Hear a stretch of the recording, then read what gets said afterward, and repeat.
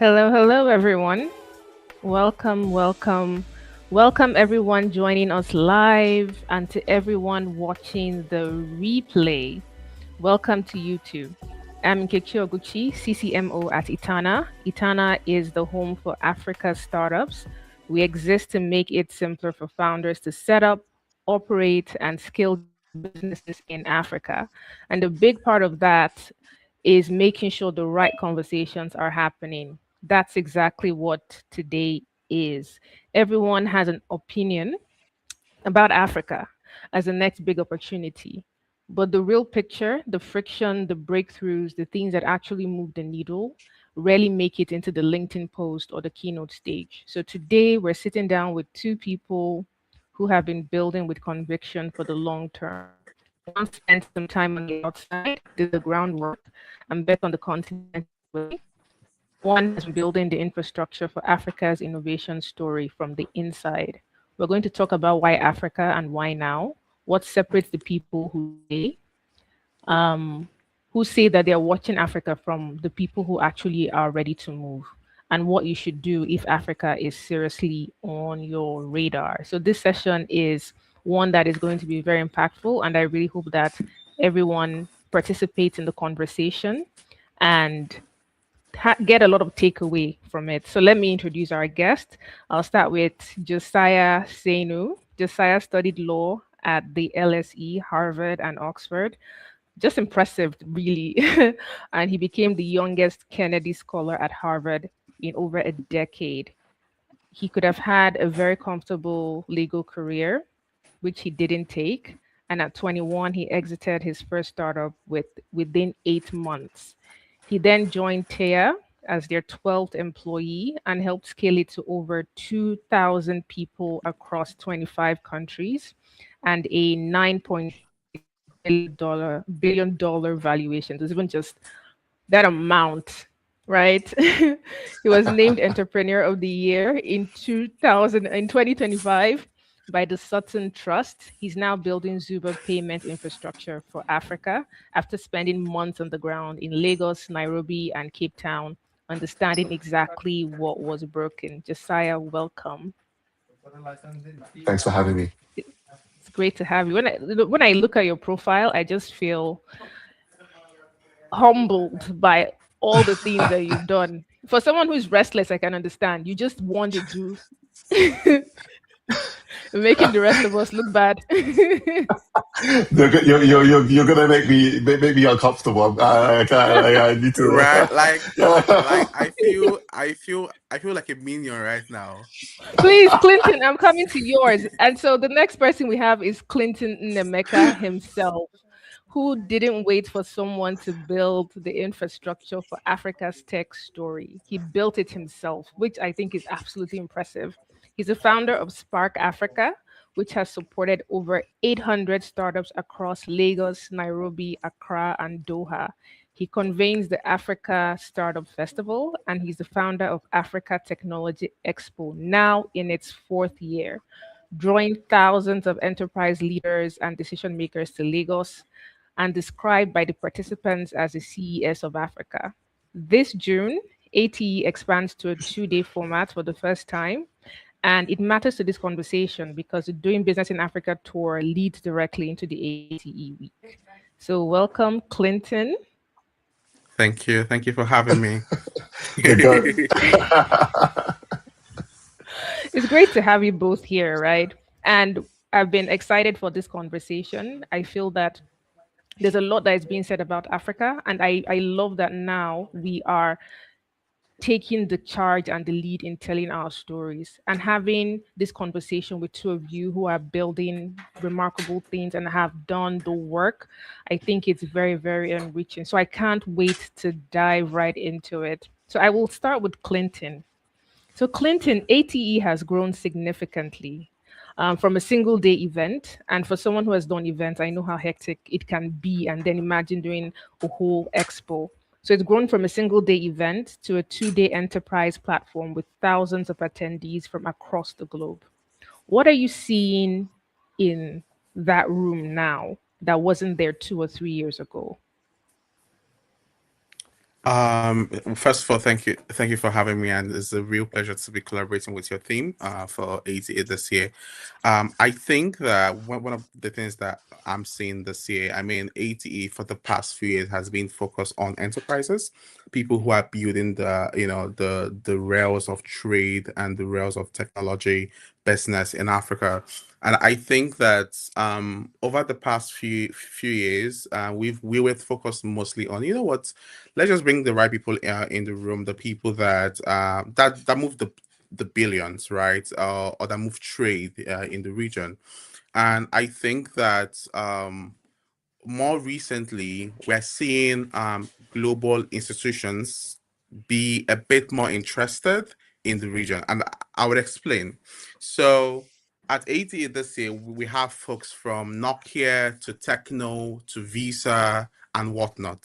And these are people you would typically not have at ATE, say, the past years. Reason being that probably there was a change in direction, or probably that there was, there was this whole relaxation of, okay, is there a reason to be in this region?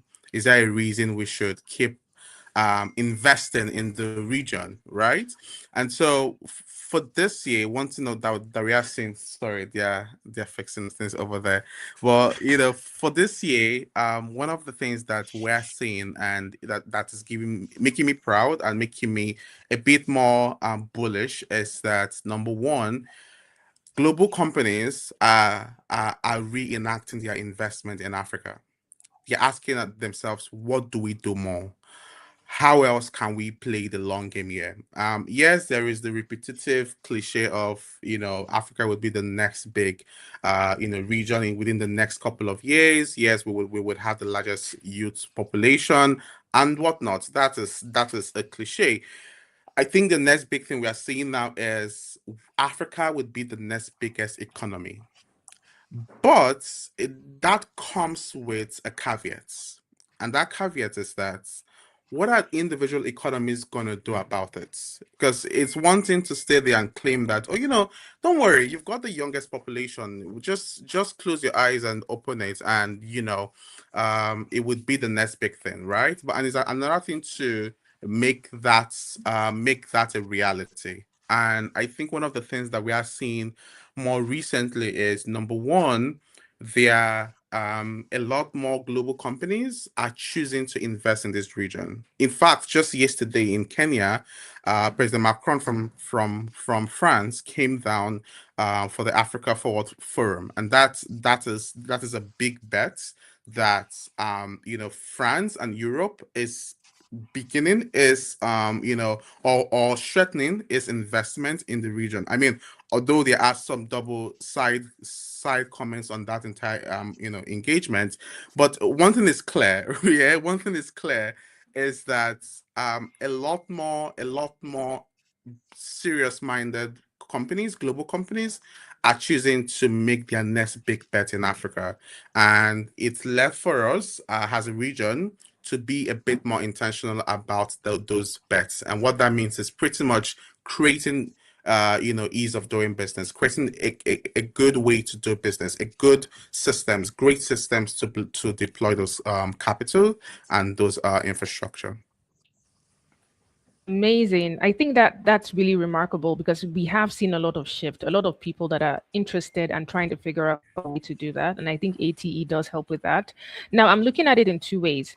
There are people who are outside the continent, both foreigners and diaspora people that want to participate, and there's also the local people that are present on the continent. Yes. How do you imagine this collaboration could happen? Because ATE is sort of becoming the point where they can meet and integrate, right? Where they can actually meet and have that interaction. So, how do you imagine that some of these collaboration could then happen? I think one of the very great things about ATE is that ATE is more of the people than the place. It's more of the community than that physical infrastructure. I mean, you can attest to that one of the reasons why we do ATE is because we always or we have that firm belief, which is now a reality, that Africa is the next hot place to do business. And so for every ATA, we are touring cities. We're in Doha, we're in Paris, we're in London, we're in across these platforms, across these regions where we see a huge potential. And we're seeing those evidences, right? And we're seeing that yes, ATA is more of the people. And so what ATE presents is that perfect platform or that perfect place to meet the right people to do tech business with. However, I mean, it doesn't mean yes, we want you physically present, but that doesn't mean you've got to be physically present, right? I mean, we have virtual participation format, we have the city tours, and we have a lot of things where we get to connect the right players together in the room, right? And so what I envisage that partnership or that potential collaboration being is that first 80 is big on it's is first the community, and that community is 80 for the past 4 years or the past 3 years has been remarkable about one thing, and that's bringing the right people in the room. So if you think and say, you know what, I want to meet the major players in say enterprise business, in say fintech payments, in say oil and gas, right? ATE to a great extent bring those people in the room. So, for example, some of the people or some of the conscience that we are having at 88 this year is to, number one, define what the future of global payments in Africa looks like. And so you would see, Andrew of Visa, who leads the West Africa cluster lead, being in that conversation because Visa is actively taking that bold step to want to say, you know what, we want to invest in this region. You will see the guys leading Western Union at 8E being there, sorry, at Africa being there to discuss what the future of stablecoins looks like, right? So one of the beauty about 80 and our collaboration is that 80 is very fluid. It's about the people, right? You want to know how do you do business in this region, and how do you invest in this region. Itana is there, and through that Itana partnership, they're able to they're just a call away from the right people they need to make a killing in the region. Amazing. Thank you. I know it's definitely about the people and bringing the right people. So I'm going to shift a bit to Josiah. It's interesting that you're talking about payment. So, Josiah, for you, I was you I, had I was very intentional to saying that. to say it, just basically cued him in. Yeah. So, Josiah, for you, right? I find you to be an anomaly because you had a very straight pathway. Like you were at Teya building this company that was a unicorn, and then you exit and chose to build in Africa, which, when people talk about building in Africa, they talk about all of the challenges. You could have just easily chosen the soft life and to be comfortable.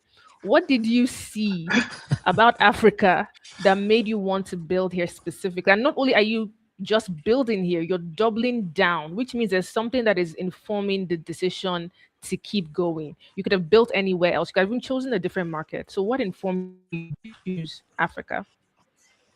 Yeah. I'm super grateful, first of all, for the really, really kind words. I'm very grateful to be on the panel with you and Clinton. That's the first thing I want to get out of the way. It's a privilege to be able to do this. I have huge respect for the work that AT and Itana are doing on the continent, and long may it continue.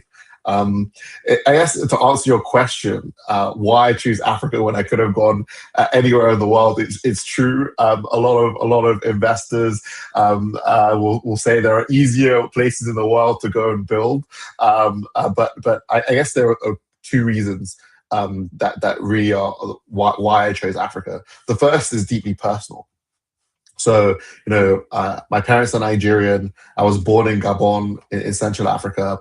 And I'm quite used to the story of remittances being sent back home to your family.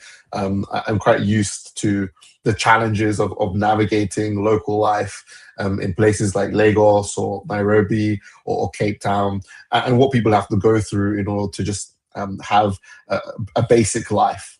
And I always thought that when I was sort of building in Europe and in North America, the problems that I was solving were less fundamental. They were always about actually incremental improvements on people's way of life.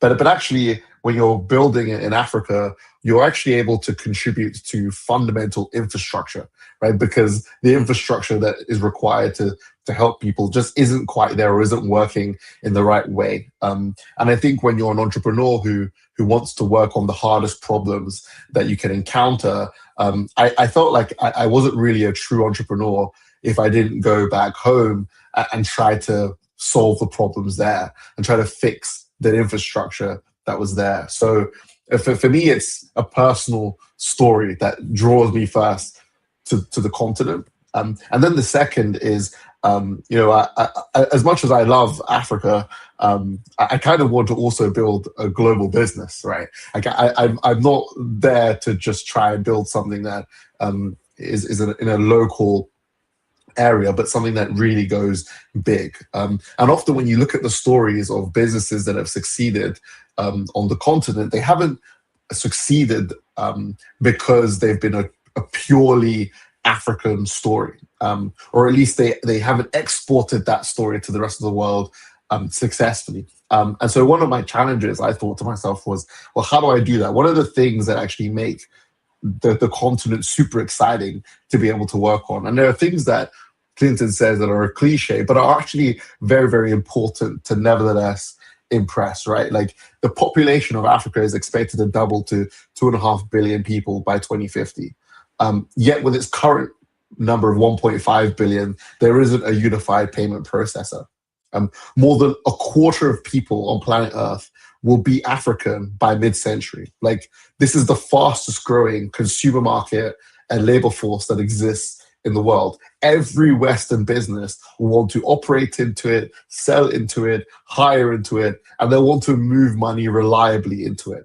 And these companies that operate will want to do so in a way which is cheap, which is so affordable, which is fast. And the companies that are able to do that will have a structural advantage over the ones that don't. So there is like just a fundamental need for infrastructure that exists for a market that is growing. And when you look at the economics, it's still the case that today sub-Saharan Africa has some of the highest costs when it comes to a remittance abroad. It's something in the region of around 9%, right, in terms of money being able to move over.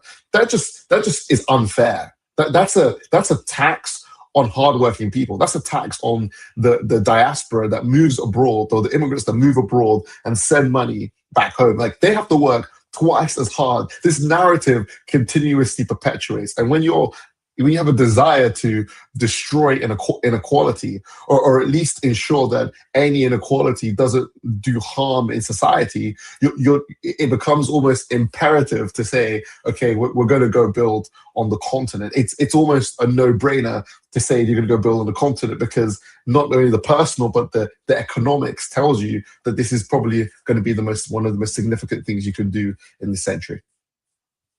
I love there are two things that you said that actually stood out to me.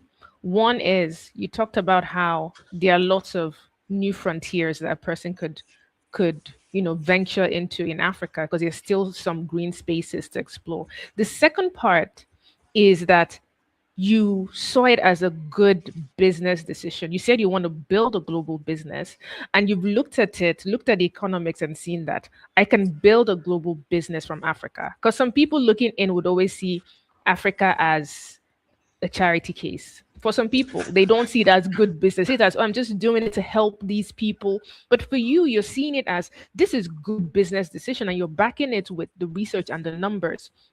Right. And for me, that is very important in the way I think people should see Africa. Africa has great potential. Yes, undoubtedly it does. But it is also a place you can build a global business from. Like the numbers make sense when you begin to do the work. So for me, that really, really stands out in that framing. And I want to also understand, because I know you're building on the ground and you've been to different markets in Africa, from Lagos to Nairobi and Cape Town before building Zuba. I imagine you were doing a lot of market research. What was the thing that surprised you when you were actually here? Because there's a thing that you've heard and read and then now being on the ground. What was it that surprised you? It's a great question, because I think there are a lot of people who might have an ambition to go build in Africa, but might be a little bit maybe nervous or scared or not quite sure what to expect. And I think what surprised me most was actually the speed and willingness of people on the ground to make things happen. Honestly, Africans are the most creative people on planet Earth. I'm willing to be challenged on this, but they will find a way to do things. They will just make it happen. I They agree have with you. No challenge there. no challenge, you know? For real. It's crazy. Sorry, In Clinton, go ahead. fact, Yeah.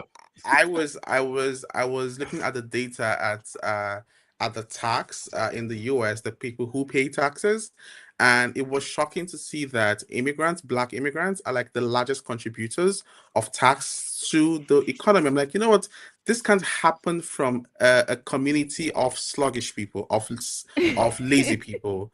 You know, it has to come from people who are intentional and people who are always creative, are always looking for creative ways of making money legally, though. I mean, yeah, but looking for exactly.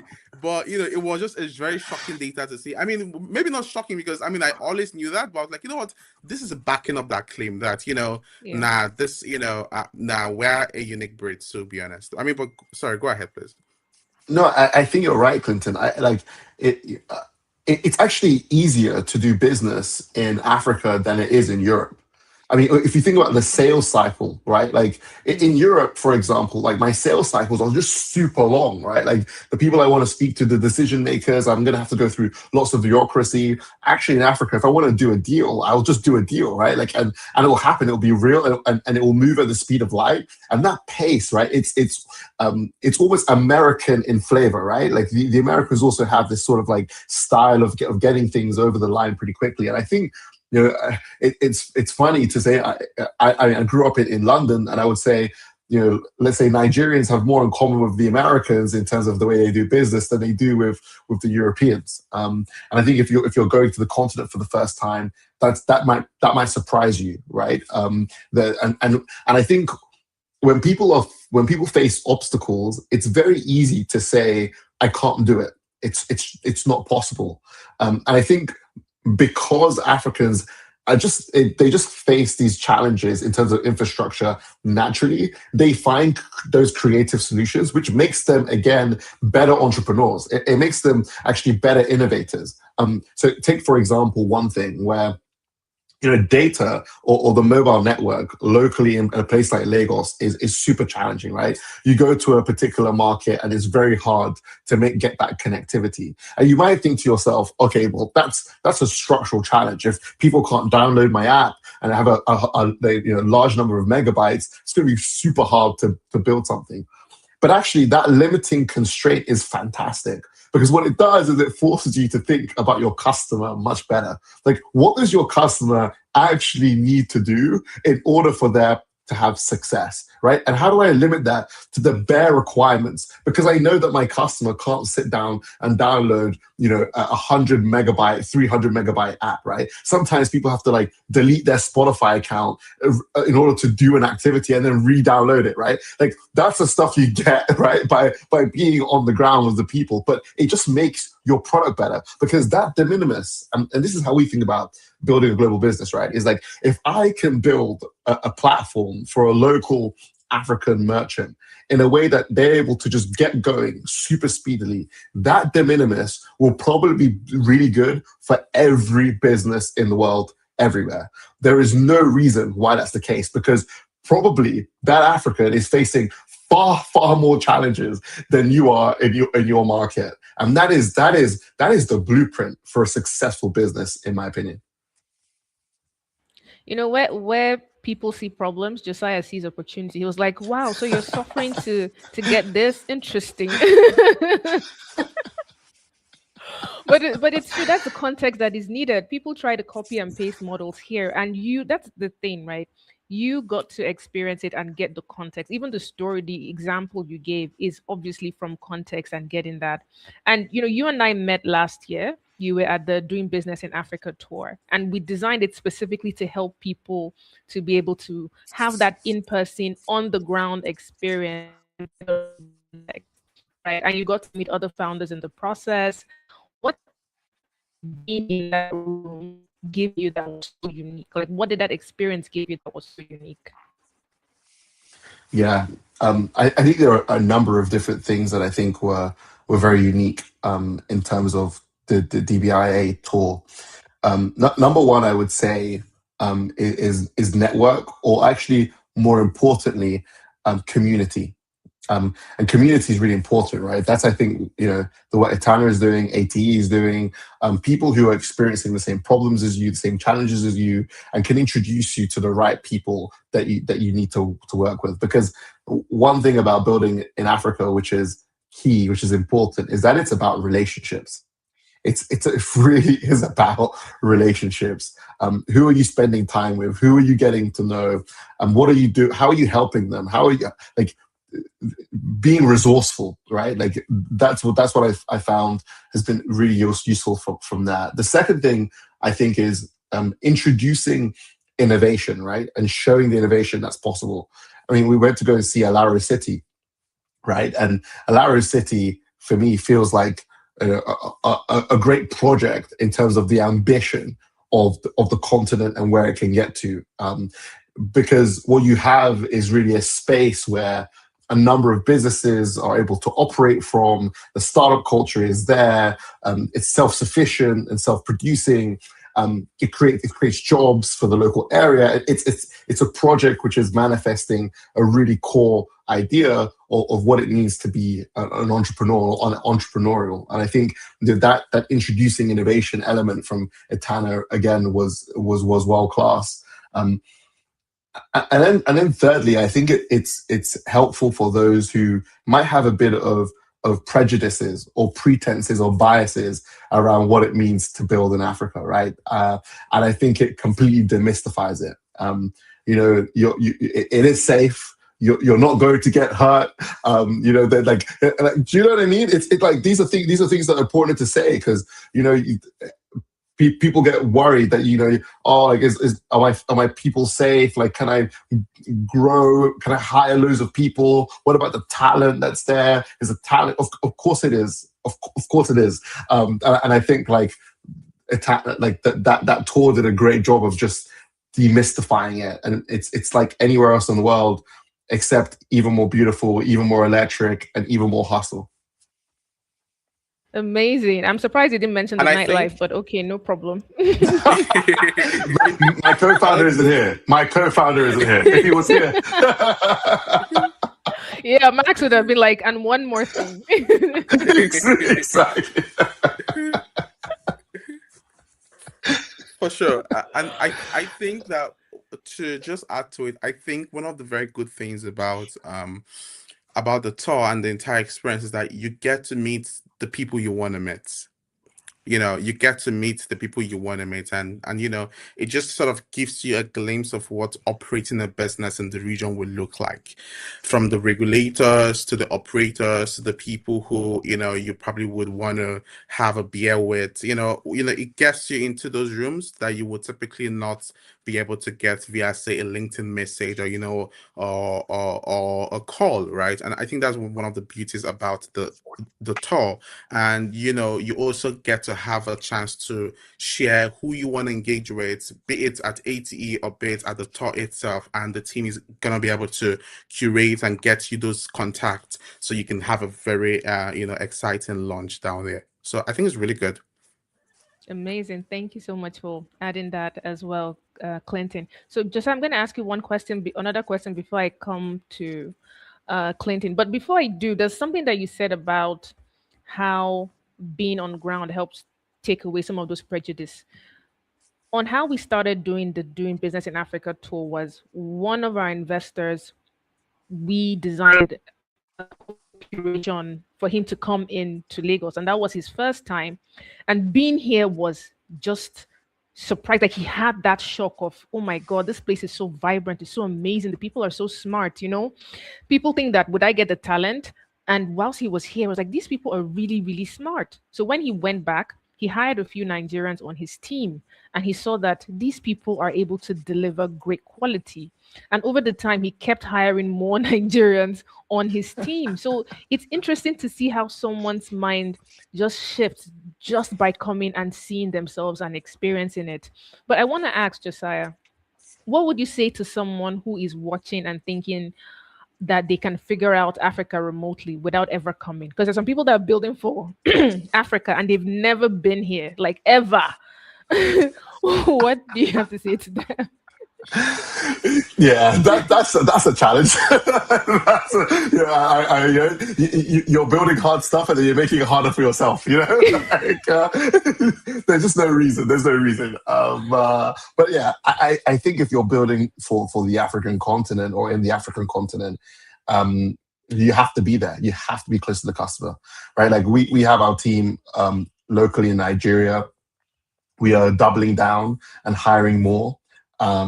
We visit all the time because it's important for us to be close to the market, and as many times as we can go, we will try to make sure that we're there from at least from those who are not in the context and put them in. So we were at the DBiA Tour last time. Hopefully, we're there again.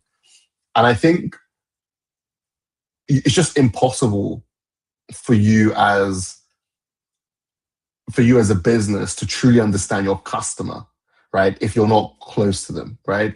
And if your customer is in Accra or in Joburg, right, or in Kampala, there's no way that you can do that successfully, in my opinion, if you're not there, because there are just so many details about the way that a business will operate, right? Like even in the world of cross-border payments that we're in, right? Like there's just so much, and it's sensitive, right? Like you're like ultimately, if we serve businesses, right, and these businesses, the revenue they earn is actually supporting their families, right? It's their way of supporting their family. So if you don't understand the things that these individuals have to go through in order to make that happen, or sometimes the workarounds they have to go around to ensure that even their family's protected, right?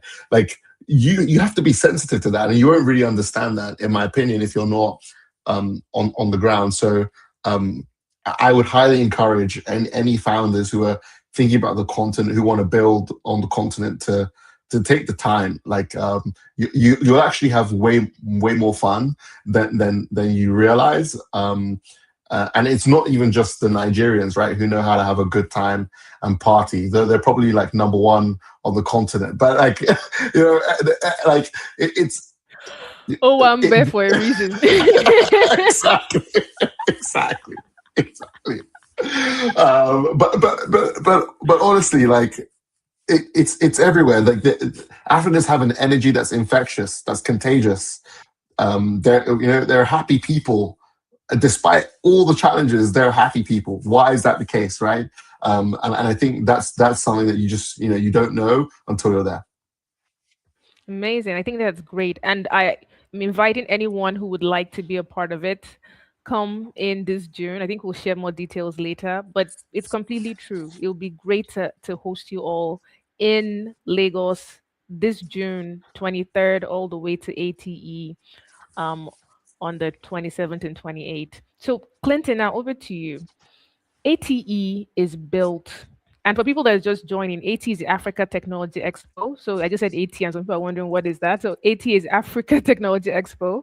So it's built on the idea that convergence, getting the right people physically in the room changes things. And I'm wondering, why does that matter? And I'm asking this in on knowing and understanding that in Africa, Africa is heavily relationships driven. People come into the market and they find that out. You have had to build partnerships and get clients and all of that. Why does in person matter so much in the context of doing business in Africa? So I would give you a glimpse of to answer your question. So with each event, with each ATA, we're thinking, what's the volume of tech business that would happen in this room? we're not really thinking, okay, you know what, how many pictures are we gonna snap here and go home, right? We're thinking, what's the quality of people in this room, and what's the volume of tech business? And so the previous year, we had mapped the overall, impact, and it was, I think, $200 million out of a big bunch of the partner deals that happened, right? And so, Sorry, you said and that amount so casually, like it was 20K. You said 200 million. I don't want to double. no, no, E- Exactly. And we're always thinking through, and we're always thinking about what's the quality of people in this room, right? And how do we orchestrate a lot of those deals? Because I think that, and just so you know, a bunch of this, or even the entirety of it, wouldn't have happened if people weren't in person with the sole aim of wanting to do business, right? You go to the essence of trade shows, the essence of this sort of shows is because you're coming there because you're looking for new partners. You're coming there because you probably want to expand into this market and you want to get the vibe of what the people who do business in this market feel like. You want to get a sense of what's the tempo in this region, right? And so a bunch of distance. In fact, we are having countries have pavilions like Thailand trade offices. They are having, a pavilion where they are exporting their products, they are exporting their tech, solutions into the region. And it's just that evidence that, this is where it's happening and it has got to be in person.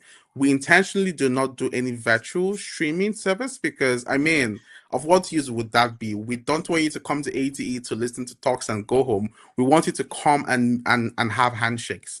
And we want you to come and report to us the value of those handshakes, right? And so, we always, to our partners, to our exhibitors, to all attendees, we are already in the room thinking, how do we orchestrate a bunch of these trade deals? And the way we build it is not such that, when you have your ticket, you're able to now say, you know what, I'm just going to show up to ATE and go home. No, from when you get your ticket, we're already thinking through the experience. We have to build a proprietary mobile app, that once you get your tickets, you're already getting to be matched with attendees. I mean, yes, that is existing, but we are already thinking, we are asking you, once you're trying to buy a ticket, why do you want to attend? Because we want it to be such that, if by the end of the day, you're able to think through and say, okay, I had this meeting, I had that meeting, and this was the value of those meetings. I mean, we don't expect you to handshake on the deal right there, but we expect that, you continue those conversations 6 months, 3 months down the line, 9 months down the line. It is substantial. And I know this year we are targeting at least $500 million in trade deals. And that's happening because we are thinking about, okay, the quality of people in the room, the way we orchestrate those meetings, those partnerships, and also, more importantly, how we give people a quick dive into what doing business in Africa feels like, right? And so from when you step into that room, either through the trade tour, which is a very all encompassing, to say the doors of ATE, you're already in that room. You're in the room thinking, who are my next big partners? Who are my next big supporters and partners, right? And how do you ensure that you're meeting those people, right? We usually aim for at least 500 meetings booked with every ATE, and we are always on top of the matter to ensure that that happens, right? So I think that ATE is what it is now, mostly because of the quality of people that show up physically. Because you've got to be there physically. If you're trying to join virtually, first, it's not possible. And two, of what use would that be? Do you understand? So yes, so it's got to be physical. Enterprises, both local and global, always figuring out, always looking for that exact room where they can come in and meet the right people that can move the needle for them. Amazing, amazing. So this question I have, it's for both of you. So Quentin, I'll start with you first. But for someone who is watching right now, who has Africa on their radar, right, but has not yet moved yet, even for people within the continent, are like, I would love to build, and but they have not yet moved. What is the one thing that they should do this year that would help them move forward. So there are people that are watching from outside, like, oh, I have Africa in my radar, but they've not yet taken any steps yet. And the people that are even within that are they want to build on the continent, but they haven't taken any step yet. What is the one thing that you think they should do this year that would move things forward for them? Um, First, I would say you've got to show up physically. Your competitors are doing that already, and they're doing that fast, right? I think that, once you get to a position where, and I do this with every other region that I'm trying to expand to, say Canada, London, the Middle East, or whatnot. When I think that it's probably, or even East Africa by the corner here, whenever I'm thinking as to, okay, this is probably a market that I should look at, or I should test. The first thing that comes to mind is it's probably not to, because I would really not want to. I mean, I would look at my competitors to see if they are there, but I would want to first hand insight into this, and I would want to go do market research. And I'm not market researching from Instagram or from X. I'm market researching physically there, right? And I'm always looking for, how do I get, that hand holding into understanding what doing business in Africa, in this region, looks like. So first thing I would say is take that step and, come on board. But I think it's also important to understand your why too. Why do you think this region is right for you, right? Because if you don't understand your why, you probably end up it would probably end up being a lost cause. But you've got to figure out your why. Why do you want to expand into this region? And the why is very clear. Africa currently presents one of the next big market opportunity for businesses and for companies who want to look for probably new regions to expand to, or even to start from, right? And the good thing is that my good friends at Itana are there to give you that hand holding into making that work, whether it's infrastructure, whether it is to set up, whether it's regulation, every single thing. The tour offers that, and I think that's what I love about the tour. I think the other thing I would say about someone who's looking to sort of expand into the region is, try our food. Don't come here looking for your food. you know, don't come here asking for any Italian pasta or whatnot. Please don't do that. Try some ewedu. Try our food, right? Don't come looking for no, margarine this and butter and cheese. No, let's not do that here. I need you to get your hands dirty, right? I need you to, because that is the thrill of it, right? It's the thrill of it. You don't go looking for, I'm looking for some specific kind of like sushi and whatnot. There is no sushi right here. So but yeah, that would be my recommendation. Amazing, amazing. Thank you so much. Yeah. Josiah, I want to ask you the same question actually. I don't know if I can top Clinton's answer, to be honest. It's just, I don't know. I think he's captured the point super well, honestly. It's not possible um, to build well on the continent without being there. Like, if you're thinking about it, don't think, just do. Yes, just do it. So just do it. That's really, really cool. Clinton, there was something you said that just made me laugh a little bit and it just stuck out. When you talked about whenever you're building, you like to go to that market first to be able to experience it. And then you said, whether it's Canada or Doha or just East Africa by the corner and this, and it just made Africa just seem connected because you're like East Africa, the corner is just right there, Exactly. and people, it's just right there. It's Exactly. just Yeah. so that's Africa. Like you're thinking very Pan African that you're like, oh, East Africa is just right there. But I really liked when you said that because it stuck out for me. Um, No, for real. Actually, when for me personally, I see the region as a whole. I see it yeah, as a whole. When I'm mapping the events that we're doing with our partners in the region, I'm thinking we've got to do something in Southern Africa, we've got to do something in East Africa, in West Africa. In fact, even down to our brothers at Morocco and Egypt, right? I'm thinking, I'm thinking a bit more holistically, right? Yeah. And I use that one our brothers intentionally, but yeah, there is a lot of thinking through that, and I think it's all interconnected. Would we want it to be better than how it is existing? Definitely, there can always be better relationships and better, processes, regulatory and whatnot. But it's by the corner, and I think Itana provides that wide network alongside ATE for you to get to the right people that you want to, do business with. Amazing. I'm gonna check and see if there are questions. I'm just realizing that there are some comments that have come in. So I want to check real quick to make sure I haven't missed anything at all. Just some lovely comments. Some people are saying they'll see us at the roadshow. Looking forward to seeing you as well. I think there's a question or a comment around for you, Josiah, specific on Zuba. I think people want to learn more about Zuba. So he's asking which company does your company use for money transfer? I don't understand the question, but maybe if you give more context on Zuba, let people understand fully what you guys do.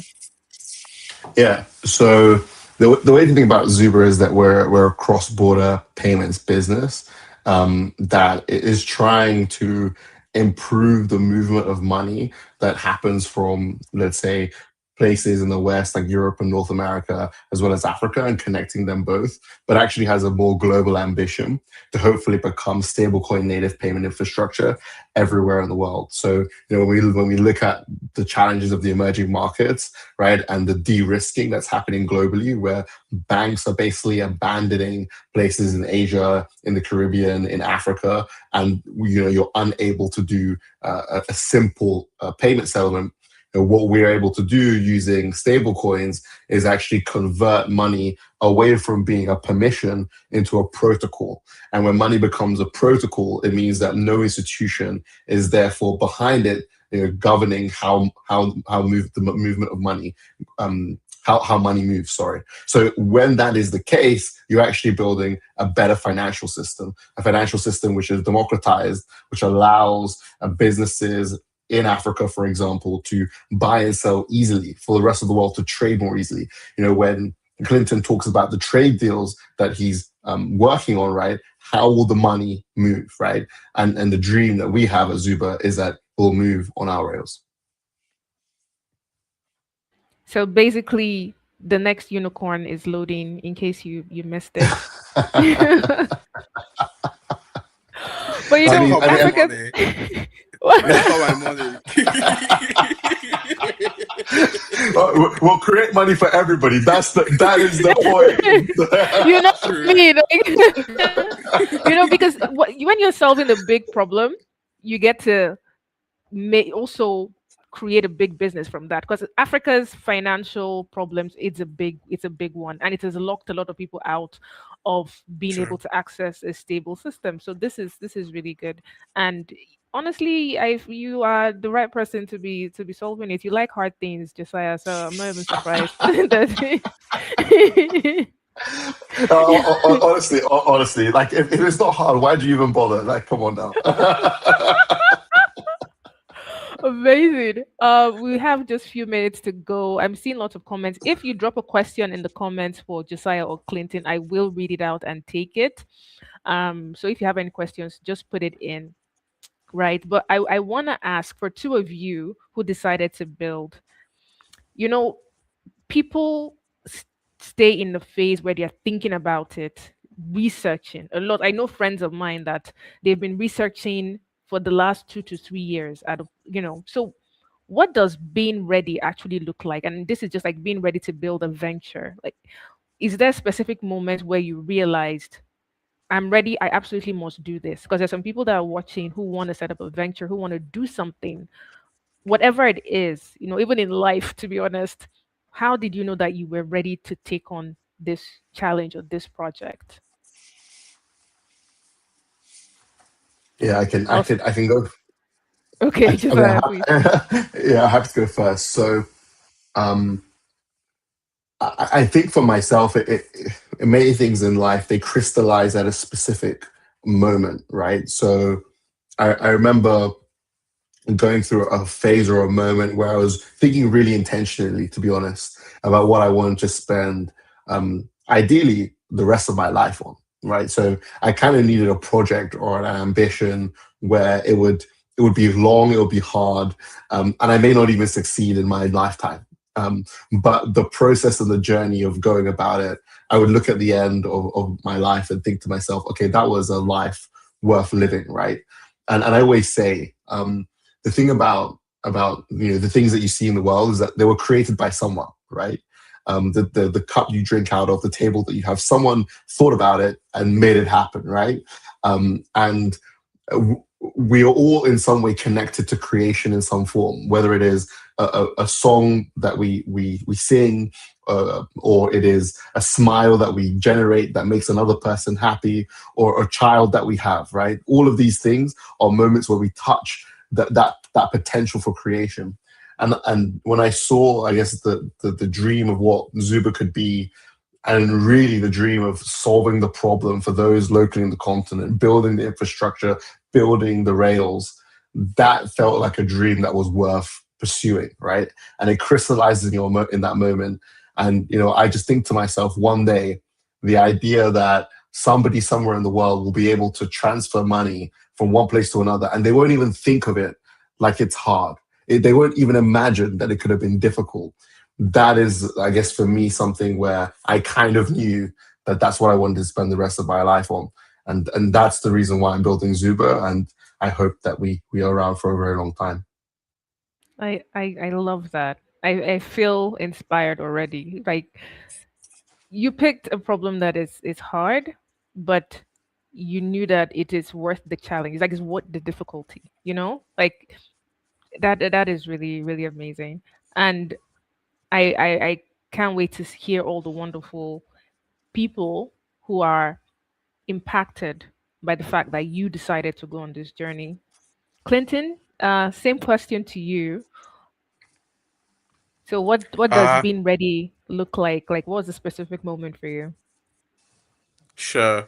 I think I would just say it from my own experience and perspective. I think many a times when people want to build stuff or want to launch stuff, you somewhat would have the final vision in mind. You probably would want to envision, what does this solution look like? What would the final, if I deploy this or if I build this, what is that perfect experience that people, or that convenience or that solution? And that's always what you have in your head, and you're already thinking, okay, this is what I want to recreate or what I want to launch or build. But then you know it starts appearing too much to do. You're brainstorming, and you're thinking, and you're doing market research, and it just feels like a lot, and feels like, okay, I've got to do this to have this perfect solution. I've got to have this, fix this first 10 things or 20 things, and it just appears like a lot of work to do. When you keep thinking about those 10, 20 things over and over and over again, you just get tired, and you just zone out, and you're like, what? I'm going to come to this. I'm still researching, and you lie to yourself that you're researching, but actually you've just zoned out because you feel it's just a lot of work to do.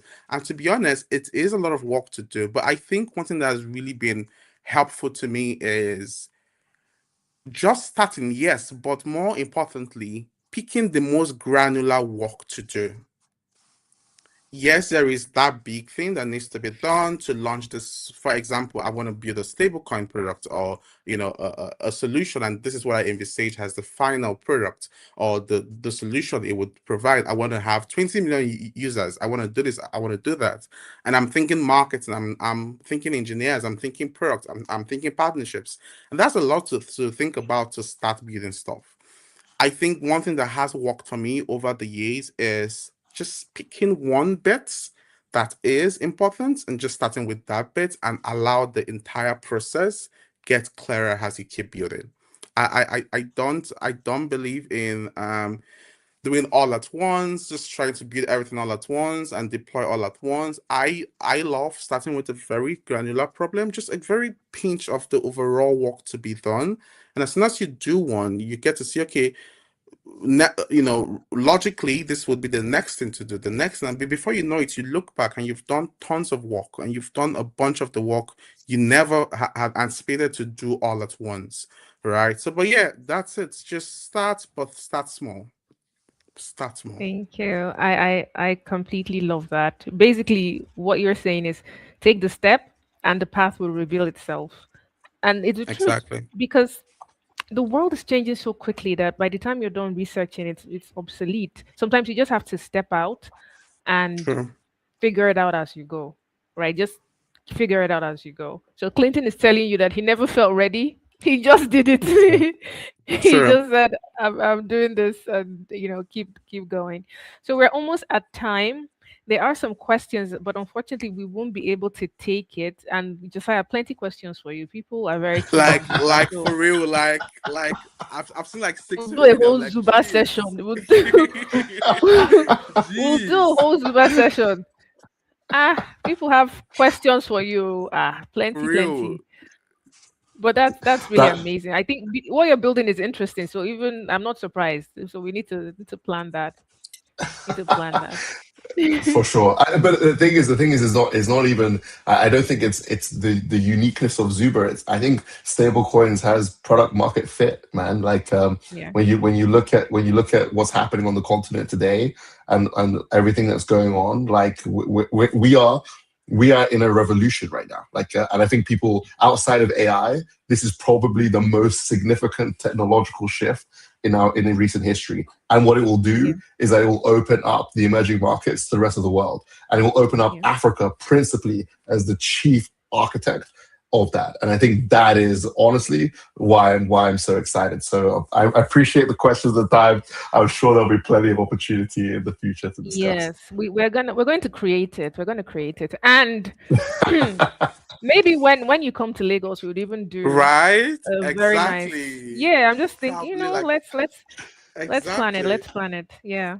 So before we wrap up, I just because we have about 3 more minutes to go. First, I just want to remind everyone that this June, from the 23rd to 25th, we have a Doing Business in Africa tour in Lagos, and this leads up to the Africa Tech Expo happening on the 26th to the 27th. So you really want to be in town. We would host you. You'd have a great experience. You get to learn more about doing business here, meet really remarkable and great people. I met Josiah in the last tour. Um, and you also get to learn more, experience the culture. You get to socialize, build your network, and be able to figure out what's next for your business or how to even continue doubling down and building what it is you're doing. And at ATE, honestly, I think there will be no better place to be in June than to be in Lagos experiencing this I and I connecting I with think people. so too. I think so too. Yes.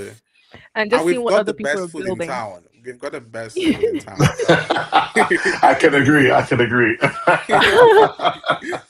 yeah, I Honestly, just need to state though, that fact. it's important. During the last tour, food was important. Josiah, you were there. I The was food. there. I was there. The So food it's was absolutely unbelievable. very important. Very important. We've put the link so you can learn more about the tour, and we can't wait to see you guys. I want to say thank you so much, Josiah and Clinton, for just spending this time with us and learning and sharing with us and just helping us to be inspired by what you're doing, and we're really grateful for that. Whenever I meet someone building in Africa, I'm always grateful because you're solving the problems that we're experiencing and you're propelling us forward as a continent, and for that I'm always truly grateful. And for us at Itana, it is our mission to continue to support founders that are doing remarkable things and building across Africa and building even from Africa to the rest of the world, right? So consider us a partner that you can always reach out to. Thank you for everyone who joined in, for the questions that you asked, for the comments that you left, for all the people that are going to join us in June. We can't wait to see you. Do enjoy the rest of your day. Until next time, bye everyone. Bye all.